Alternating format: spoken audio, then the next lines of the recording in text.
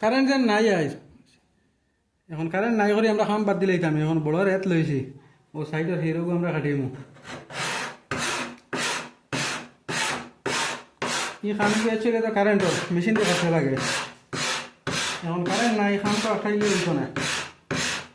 খাম করিয়া যাইতে লাগবো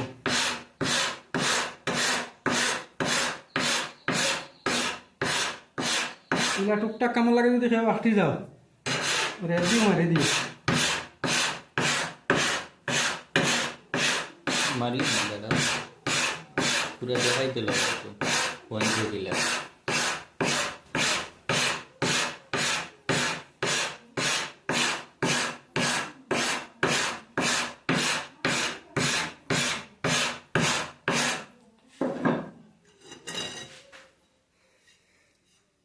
হয়ে গেছে আমরা